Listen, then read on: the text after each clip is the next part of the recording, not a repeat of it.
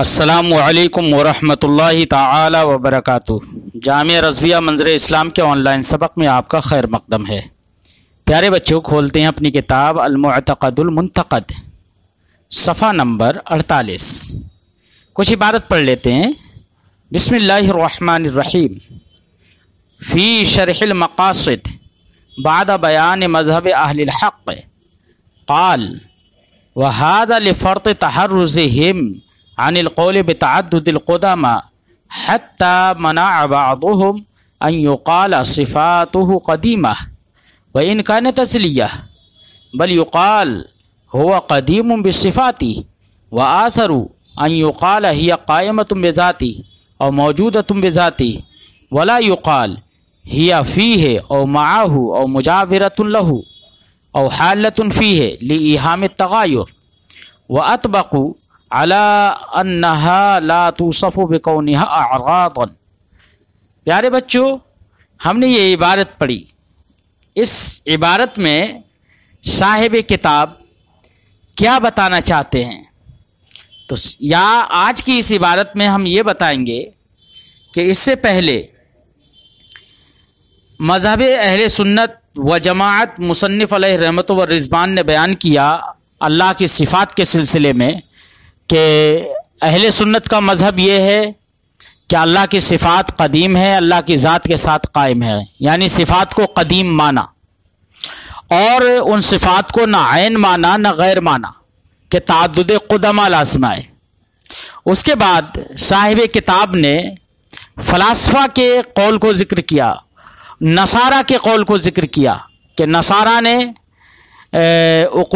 अक़ानी में सलासा का कौल किया और एक उक़नूम का इंतकाल भी मान लिया बदन ईसा अलैहिस्सलातु वस्सलाम की जानिब, जिससे मुसन्निफ़ ने यह बताया कि उनके कौल पर तग़ायुर और इन्फ़िसाल ये लाजिम आ रहा है, और जहाँ पर इन्फ़िसाल हो वहाँ पर तग़ायुर होगा तो तअद्दुद क़ुदमा नसारा के कौल पर लाजिम आएगा, इसलिए वो काफिर होंगे। हमारे कौल पर तअद्दुद क़ुदमा लाजिम नहीं आएगा। इसके बाद आज के इस सबक में साहिब किताब शरह मक़ासिद की एक इबारत को पेश करके ये बताना चाहते हैं कि यहाँ पर तअद्दुद क़ुदमा की बिना पर चूँकि ये कौल किया जाता है कि सिफ़ात को अगर क़दीम मान लिया जाए तो तअद्दुद क़ुदमा लाज़िम आएगा, तो तअद्दुद क़ुदमा से बचने के लिए इंतहाई दर्जे का एहतराज़ करने के लिए कुछ लोगों ने ये बात तक कह दी कि अल्लाह रब्बुल इज़्ज़त की सिफ़ात को क़दीम ना कहा जाए। क़दीम कहने से इनकार भी कर दिया कुछ लोगों ने। क्यों? इस माना कर नहीं कि वो अल्लाह की सिफ़ात हादिस हैं, बल्कि इस माना कर क्योंकि वो अज़लिया तो मानते हैं लेकिन क़दीम नहीं कहते। क्यों? इसलिए कि ताकि तग़ायुर का वहम ना हो जाए। तो तग़ायुर के वहम से बचने के लिए उन्होंने सिफ़ात को क़दीम मानने से इनकार किया है। इसी तरीके से मुअतज़िला भी इसी बात की तरफ चले गए कि अल्लाह रब्बुल इज़्ज़त की वो तो सिफ़ात ही नहीं मानते, वो अल्लाह ताला को अलीम खबीर वगैरह मानते हैं, हई मानते हैं, लेकिन रज़्ज़ाक़ मानते हैं, लेकिन रिज़्क़ तरज़ीक़ इमातत इहया वगैरह का कौल नहीं करते हैं। उन्होंने भी यही कहा कि अगर हम ये मानेंगे तो वो सिफ़ात होंगी क़दीम, तो तअद्दुद क़ुदमा लाज़िम आएगा। तो तअद्दुद क़ुदमा से इंतहाई एहतराज़ के लिए कुछ लोगों ने सिफ़ात के क़दीम होने का इनकार भी कर दिया। अब इनकार करने से ये लाजिम नहीं आता है, ये जहन में रखना कि उन्होंने ये नहीं कहा है कि सिफ़ात हादिस हैं, क्योंकि सिफ़ात को अज़लिया तो मानते ही हैं लेकिन क़दीम नहीं कहते। क्यों? ताकि तअद्दुद क़ुदमा का वहम ना हो जाए। इस बात को साहिब किताब ने आज के इस सबक में बयान किया है। फरमाते हैं साहिब किताब फ़ी शरहिल मक़ासिद बाद बयान मज़हब अहलिल हक़ اہل حق مذہب کو بیان کرنے کے بعد شرح مقاصد میں یہ بھی ہے کیا قال انہوں نے فرمایا وَهَذَا لِفَرْطِ تَحَرُّزِهِمْ عَنِ الْقَوْلِ بِتَعَدُّدِ الْقُدَمَا کہ یہ جو صفات کا قدیم ہونے کا انکار کیا ہے یہ اس لیے ہے تاکہ یہ لوگ حد درجہ تعدد قدما کے قول سے محترز ہو جائیں اور بچ جائیں. حتی منع بعضهم یہاں تک کہ کچھ علماء نے تو اس بات کا انکار ہی کر دیا کیا ان یقال کہ کہا جائے صفاتہ قدیمہ یعنی صفاتہ قدیمہ کہا جائے اس سے انکار کر دیا کہ اللہ کی صفات قدیم ہیں. وَإِنْ كَانَتْ أَزَلِيَّةً اگرچہ وہ ازلیہ مانتے ہیں کہتے ہیں کہ ازلیہ تو ہے لیکن قدیمہ نہیں کہیں گے کیونکہ تاکہ تعدد قدمہ لازم نہ آئے. اب جب قدیم نہیں کہیں گے تو کہیں گے کیسے؟ ازلی تو مان رہے ہیں نا تو پھر آپ کہیں گے کیسے؟ تو کہتے ہیں کہ صفت کو ایک طرف نسبت نہیں کریں گے قدم کی بلکہ کہیں گے بل ہوا قدیم بصفاتی یعنی اللہ رب العزت بلکہ اس طور سے کہیں گے کہ اللہ قدیم ہے یعنی قدم کی نسبت اللہ کی جانب کریں گے صفات کی جانب نہیں کریں گے بلکہ کہیں گے ہوا قدیم بصفاتی اللہ اپنی صفات کے ساتھ قدیم ہے. تو قدم کی نسبت اللہ کی ذات کی جانب کری صفت کی جانب نہ کری اگرچہ معال ایک ہی ہے. وآثروا اور ان لوگوں نے اس بات کو ترجیح دی ان یقال کہ کہا جائے یا قائمۃ بذاتی کہ اللہ کی صفات اللہ کی ذات کے ساتھ قائم ہے موجودۃ بذاتی یا یہ کہا جائے کہ اللہ کی صفات اس کی ذات کے ساتھ موجود ہیں. ولا یقال اور یہ نہ کہا جائے ہی فیہ بلکہ دوسرے لفظوں میں ہم یہ کہیں کہ ہی قائمۃ بذاتہ یعنی با کو الصاق کے لیے مانا موجودۃ بذاتہ اس طریقے سے بولا جائے کیونکہ با کو الصاق کے لیے یعنی وہ اللہ رب العزت کی ذات کے ساتھ ملصق ہیں. ولا یقال اور یہ نہ کہا جائے گا کہہ رہے ہیں کہ ہی فیہ کہ صفات باری تعالی اللہ کی ذات میں ہے یہ نہ کہا جائے کیوں اس لیے کہ ظرف اور مظروف میں تغیر ہوتا ہے. اور معاہو یا یہ بھی نہ کہا جائے کہ اللہ کی صفات اس اللہ کی ذات کے ساتھ ہے یعنی ان کی ذات کے ساتھ معیت ہے کیونکہ معیت کے لیے ضروری ہے کہ ایک وہ ہو جس کے ساتھ ہوا جائے ایک وہ ہو جو ساتھ میں ہو اور دونوں میں ہوتا ہے تغیر. اور مجاورت لہ یا یہ کہا جائے کہ اللہ کی صفات اللہ کی قریب ہے مجاور ہے یہ بھی نہ کہا جائے کیوں اس لیے کہ تجاور میں بھی تغیر کا ایہام ہوگا. اور حالۃ فیہ یا یہ کہا جائے کہ اللہ کی صفات اس کی ذات میں حلول کیے ہوئی ہیں تو ظاہر بات ہے کہ حال اور محل دونوں الگ الگ ہوتے ہیں اس لیے یہ نہ کہا جائے کیوں لایہام التغیر کیونکہ یہ سب جملے اس طریقے سے بولنے سے تغیر کا وہم ڈالیں گے. یہ وَأَطْبَقُوا یہ تو کہا کہ یعنی تغیر سے بچنے کے لیے اور تغیر ہوگا تو ایسی صورت میں تعدد قدمہ ہوگا اس لیے انہوں نے یہ سب کہنے سے انکار کر دیا. وَأَطْبَقُوا عَلَىٰ أَنَّهَا لَا تُوصَفُ بِكَوْنِهَا أَعْرَاض تو اللہ کی صفات کو قدیم یعنی قدم کی نسبت نہیں کر رہے ہیں کہ کہیں تغیر کا وہم نہ ہو. کبھی یہ کہ ما ہو فیہ مجاورۃ لہ حالۃ لہ یہ بھی نہیں کہیں گے کہ کہیں تغیر کا ایہام ہو تو پھر تغیر کا ایہام ہو یہ نہیں کہیں گے. لیکن ان لوگوں نے اس بات پر تو اتفاق کیا ہے علی انہا لا توصف بکونہا اعراضا اس بات پر تو اتفاق کیا ہے کہ اللہ کی صفات آراز ہونے سے متصف نہیں ہے یعنی کوئی بھی صفت عرض نہیں ہے. اگرچہ ہم ان کو اس طریقے سے نہیں کہیں گے کہ اللہ تعالیٰ کی صفت قدیم ہے یہ نہیں کہیں گے لیکن عرض پھر بھی نہیں مانتے. تو یہ انتہائی تعدد قدما کا چونکہ وہم ہو جائے گا تغیر کا وہم ہو جائے گا تو انتہائی احتراز کے خاطر ان لوگوں نے یہاں پر قدم کی نسبت اللہ کی صفت کی جانب کرنے سے انکار کیا. اب چونکہ قدم کہ صفت قدیم ہے یا نہیں ہے اس بات کو لے کر کئی مذاہب ہو گئے کچھ نہ کچھ کسی کے کچھ سمجھ میں آیا کسی کے کچھ سمجھ میں آیا کسی نے لغزش کی تو اس لیے مصنف علیہ رحمت و رضوان ایسی بات پیش کر دے رہے ہیں جس سے لغزش نہ ہو جس سے قدم نہ پھسلے ایسی بات پیش کرنے جا رہے ہیں اب آگے. تو فرماتے ہیں وَلَمَّا كَانَ هَذَا الْمَقَامُ مَزَلَّةَ الْأَقْدَامِ لیکن جب یہ مقام، یہ جگہ قدموں کے پھسلنے کی جگہ ہے، لکثیر من الخواص، بہت سارے خاص علماء بھی ایسی جگہوں پر پھسل جاتے ہیں، فضلا عن العوام، چہ جائے کہ عوام، بسبب الخلط وعدم تفرقت بین اصطلاح الفلسفہ والکلام۔ اب یہ پھسلتے کیوں ہیں؟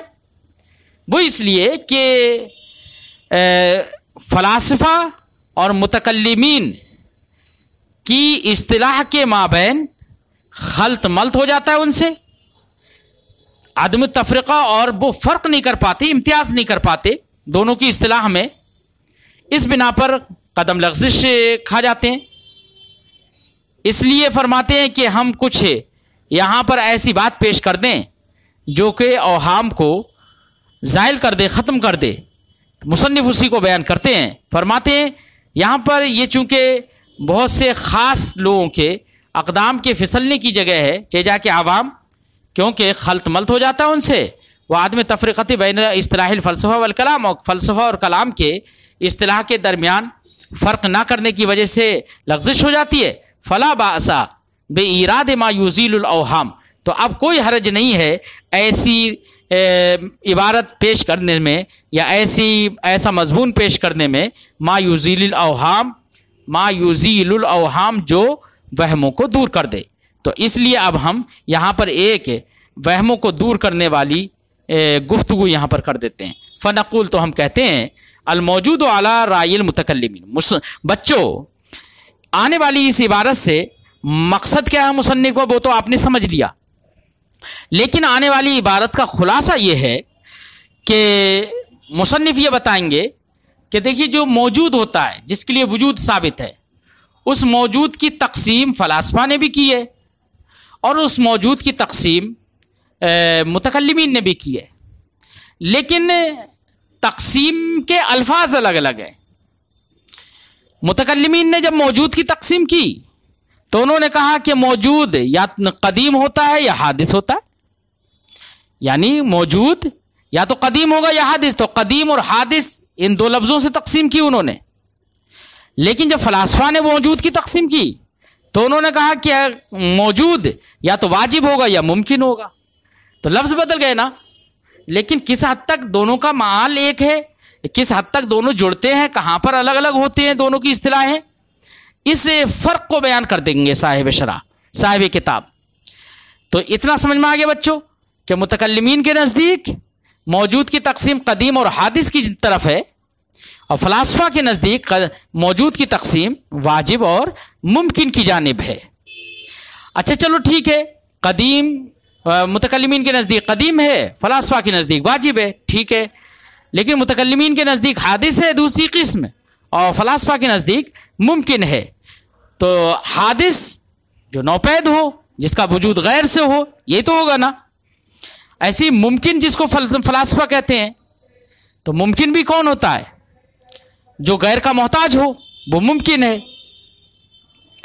بات سمجھ میں آئی بچوں؟ تو اب غیر کا محتاج ہو، اور حادث بھی غیر کا محتاج ہوتا ہے، اس کا بھی وجود غیر سے ہوتا ہے، اس کا وجود کی ابتدا ہوتی ہے۔ دوسرے لفظوں میں یہ کہو کہ حادث وہ ہے جس کے وجود کی ابتدا ہو، اور ممکن وہ ہے جو غیر کا محتاج ہو۔ تو اب چاہے وہ حادث ہو یا ممکن ہو، ہر ایک کو احتیاج الی الغیر ہوگی۔ متکلمین کا حادث کے مفہوم میں بھی احتیاج الی الغیر ہوگی، اور فلاسفہ کے ممکن میں بھی احتیاج الی الغیر کا مفہوم ہوگا۔ تو احتیاج تو ہر ممکن فلاسفہ کے نزدیک بھی محتاج الی الغیر ہوتا ہے، اور متکلمین کے نزدیک ہر حادث بھی محتاج الی الغیر ہوتا ہے۔ تو اب ایسی صورت میں ممکن کے اندر احتیاج کی علت کیا ہے، اور متکلمین کے حادث کے اندر احتیاج کی علت کیا ہوگی؟ تو بچوں آپ سمجھ گئے کہ حادث کے اندر احتیاج کی علت حدوث ہوگی، اور ممکن کے اندر احتیاج کی علت امکان ہوگی۔ تو جب احتیاج کی علت سمجھ میں آ گئی حادث کے اندر حدوث، اور فلاسفہ کے ممکن میں احتیاج کی علت امکان، تو اب اس بات کو بیان کرنے کے بعد اب فرق کریں گے کہ متکلمین کے حادث اور قدیم ان دو کے علاوہ کوئی تیسری مطلب وہ قسم نہیں کرتے ہیں، اس کے برخلاف فلاسفہ ان کی اور بھی قسمیں کر دیتے ہیں، ابھی ہم اس کو بعد میں ذکر کرتے ہیں، پہلے تھوڑا ترجمہ کر دیتے ہیں۔ فرماتے ہیں الموجود علی رائے المتکلمین، موجود متکلمین کی نظریے پر، رائے پر، ینقسم الی القدیم والحادث، منقسم ہوتا ہے قدیم اور حادث کی طرف، وعلی رائے الفلاسفہ الی الواجب والممکن، اور فلاسفہ کے نظریے پر موجود کی تقسیم ہوتی ہے واجب اور ممکن کی طرف۔ وعلت الحاجت عند المتکلم الحدوث، متکلم کے نزدیک حاجت کی علت حادث میں حدوث ہوگی۔ وعند الفلسفی الامکان، اور فلسفی کے نزدیک ممکن کے اندر احتیاج کی علت، حاجت کی علت امکان ہے۔ اب آگے فرماتے ہو بین الحدوث ذاتی و زمانی نسبت العموم والخصوص۔ یاد رہے فلاسفہ نے حادث کی پھر دو قسمیں کر دی، ایک حادث ذاتی اور ایک حادث زمانی۔ اب حادث ذاتی اور حادث زمانی یہ تقسیم کر دی حادث کی، ایسے قدیم کی بھی انہوں نے قسم تقسیم کی ہے، ایک قدیم ذاتی اور ایک قدیم زمانی۔ لیکن یہ متکلمین نے یہ تقسیم نہیں کی ہے۔ تو یہاں تک جو پہلے تو اصطلاح الگ الگ تھی، انہوں نے قدیم کہا، انہوں نے اس کے مقابلے میں کیا کہا؟ واجب کہا۔ متکلمین نے حادث کہا، انہوں نے ممکن کہا۔ پھر فلاسفہ نے اپنے ممکن کی، یعنی جس کے اندر احتیاج ہوتی ہے، اس کی دو قسمیں کر دی۔ اسی کے دوسرے لفظوں میں یہ سمجھ لو کہ حادث بھی ہم کہہ سکتے ہیں، چونکہ ان کا متکلمین کا حادث اور ان کا ممکن کافی حد تک یکساں ہے۔ تو اب حادث کی پھر انہوں نے فلاسفہ نے دو قسمیں کر دی، ایک حادث ذاتی اور ایک حادث زمانی۔ حادث ذاتی وہ ہوگا جو محتاج الغیر ہو، اور حادث زمانی وہ ہوگا جس کے وجود کے لیے ابتدا ہو، یعنی جس پر ایک ایسا زمانہ گزرا ہو جس میں اس کا وجود نہ ہوا ہو، پھر ایک ایسا زمانہ آیا جس میں اس کا وجود ہو گیا۔ تو جس کے وجود کے لیے ابتدا ہے، جس کے وجود پر عدم سابق ہے، اس کو یہ حادث زمانی کہیں گے، اور جو محتاج للغیر ہے اس کو یہ حادث ذاتی کہیں گے۔ اب ان کے حادث ذاتی اور حادث زمانی یہ تقسیم کرنے کے بعد صاحب کتاب فرماتے ہیں کہ حادث ذاتی اور حادث زمانی کے درمیان فلاسفہ کے نزدیک عموم خصوص مطلق کی نسبت ہے۔ عموم خصوص مطلق کا مطلب، عموم خصوص مطلق کا مطلب ہوتا ہے بچوں کہ ہر حادث زمانی ان کے نزدیک حادث ذاتی تو ہوگا، لیکن ہر حادث ذاتی حادث زمانی نہیں ہوگا۔ تو جب ہر حادث ذاتی حادث زمانی نہیں ہے، لیکن ہر حادث زمانی حادث ذاتی ہے ان کے نزدیک، تو اب ایسی صورت میں مثال کے طور پر ہم آپ کو بتائیں، حادث بالذات کی کیا تعریف کی؟ جو محتاج للغیر ہو۔ تو غیر کا جو محتاج ہے تو وہ حادث ذاتی ہے، اور حادث زمانی کی تعریف کی جس کے وجود پر عدم سابق ہو، جس کے وجود کے لیے ابتدا ہو، وہ حادث زمانی ہے۔ اگر وجود پہ عدم سابق نہیں ہے، بئی طور کے ہر وقت وہ اپنی شکل اور حیات نوعیہ کے ساتھ موجود رہا ہے، تو وہ حادث ذاتی تو ہوگا نہیں، بلکہ وہ قدیم بالزمان ہو جائے گا ان کے نزدیک۔ لیکن محتاج للغیر ہے، تو محتاج للغیر ہونے کی صورت میں وہ حادث ذاتی ہوگا۔ تو ایسی صورت میں جیسے کہ زمانہ ہے، یہ زمانے کو کہتے ہیں کہ وہ محتاج للغیر تو ہے، حرکات فلک محتاج للغیر تو ہیں، خدا تعالیٰ کے ایجاد کی محتاج تو ہیں یہ سب۔ تو احتیاج للغیر ہونے کی وجہ سے وہ سب کے سب حادث بالذات ہیں، لیکن ان کے وجود پر عدم سابق نہیں ہے۔ تو اب عدم سابق نہ ہونے کی وجہ سے، ان کے وجود کی ابتدا نہ ہونے کی وجہ سے وہ قدیم بالزمان ہے۔ تو اب ان کے نزدیک دیکھیے، یہ زمانہ ہے یا عقول مجردہ ہیں یا تحریکات فلک ہیں، یہ سب کے سب ان کے نزدیک حادث بالذات ہیں، لیکن حادث بالزمان نہیں مانتے۔ تو ہر حادث بالذات حادث بالزمان ان کے نزدیک نہیں ہے، لیکن ہر حادث بالزمان حادث بالذات ہوگا ان کے نزدیک۔ مثلا تمام انسان ہیں، تمام افراد ہیں، تمام دوسرے جانور ہیں، تو یہ سب کے سب حادث بالزمان بھی ہے، اور کہتے ہیں کہ چونکہ جب حادث بالزمان ہیں تو یہ غیر کے محتاج بھی ہیں، اس لیے یہ حادث بالذات بھی ہیں۔ تو ان کے نزدیک حادث ذاتی اور حادث زمانی میں عموم خصوص مطلق کی نسبت ہے۔ بات سمجھائی بچوں؟ جبکہ یہاں پر متکلمین کے نزدیک حادث ذاتی اور حادث زمانی اگر مان بھی لیا جائے، ان کے نزدیک عموم خصوص مطلق کی نسبت نہیں ہوگی، بلکہ ان کے نزدیک مساوات کی نسبت ہوگی۔ بئی طور وہ کہیں گے جو حادث ذاتی ہوگا، جس کو فلاسفہ حادث ذاتی کہہ رہے ہیں، ان کے نزدیک وہ بھی حادث ہے، اور جس کو حادث زمانی کہہ رہے ہیں وہ بھی حادث، دونوں کے درمیان نسبت تساوی کی ہے، یعنی جہاں پر حادث ذاتی صادق آئے گا وہاں پر حادث زمانی بھی صادق آئے گا، جہاں حادث زمانی صادق آئے گا وہاں حادث ذاتی بھی صادق آئے گا۔ اسی لیے متکلمین زمانے کو جب حادث بالذات مان چکے ہیں تو وہ اسے حادث بالزمان بھی مانتے ہیں۔ تحریکات فلک کو حادث بالذات جب مان چکے تو وہ حادث بالزمان بھی مانتے ہیں۔ تو یہ فرق ہو گیا کہ حادث ذاتی اور حادث زمانی کے مابین فلاسفہ کے نزدیک عموم خصوص مطلق کی نسبت ہے، اور متکلمین کے درمیان مساوات کی نسبت ہے۔ اسی کو صاحب کتاب نے اپنے لفظوں میں فرمایا ہوا بین الحدوث ذاتی و زمانی نسبت العموم والخصوص عند الفلسفی، حادث ذاتی، حدوث ذاتی اور حدوث زمانی میں فلسفی کے نزدیک عموم خصوص مطلق کی نسبت ہے، وہ نسبت المساوات عند المتکلم، اور متکلم کے نزدیک مساوات کی نسبت ہے، والقدیم عند المتکلم لا یستند الی علت اصلا، اور قدیم متکلم کے نزدیک کسی علت کا محتاج نہیں ہوتا ہے، یعنی جو قدیم ہوگا متکلم کے نزدیک تو وہ محتاج ہی نہیں ہوتا ہے ان کے نزدیک۔ جب وہ محتاج نہیں ہوتا ہے تو وہ اس کو کسی علت کی احتیاج نہیں ہوگی۔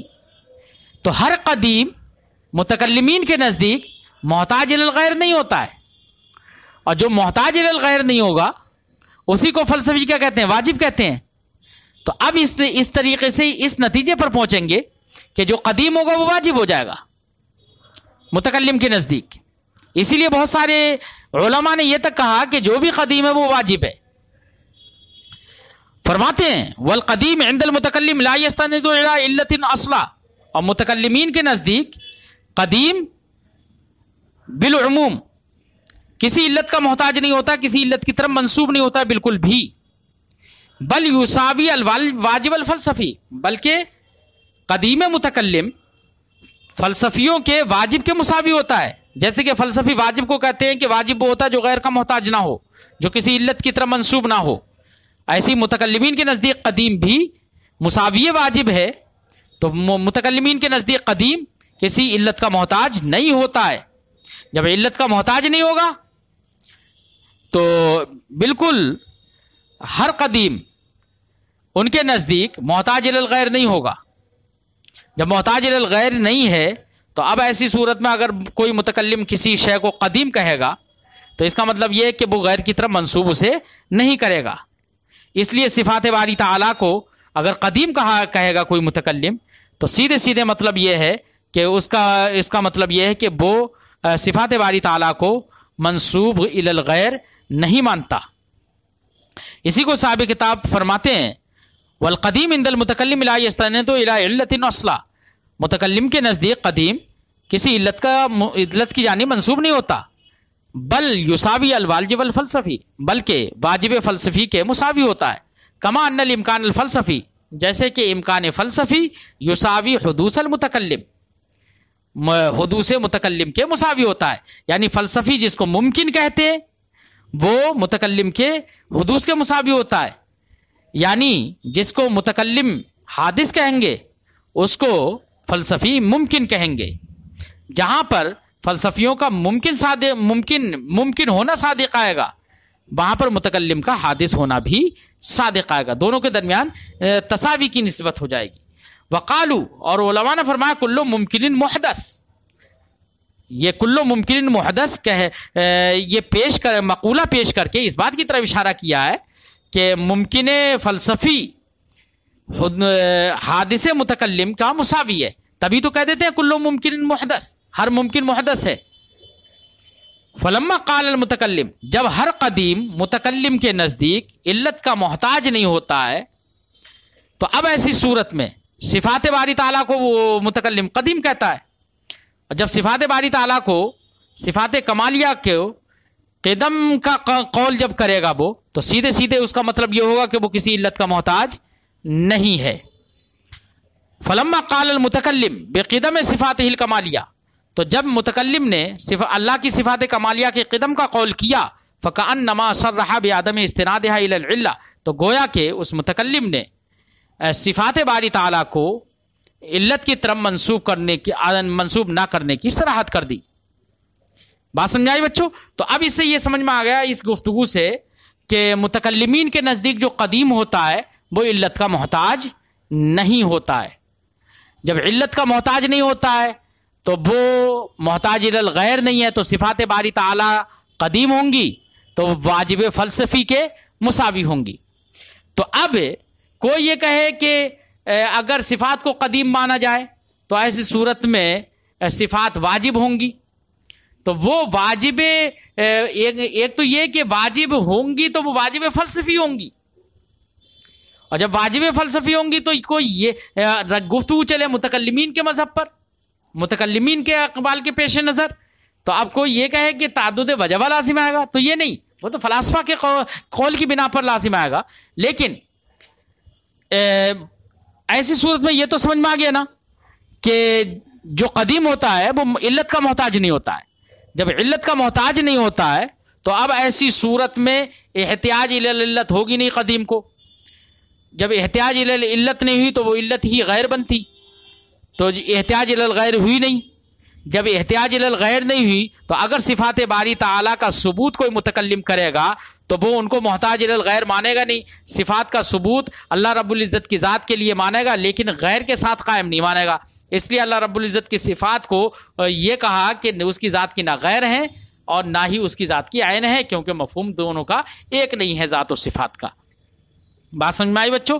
قال سعد فی شرح المقاصد. اب آنے والی گفتگو میں صاحب کتاب اس بات پر دلیل پیش کریں گے کہ جو ہم نے یہ کہا تھا کہ قدیم علت کا محتاج نہیں ہوتا ہے متکلمین کے نزدیک، علت کی جانب منسوب نہیں ہوتا ہے، اس پر دلیل کیا ہے؟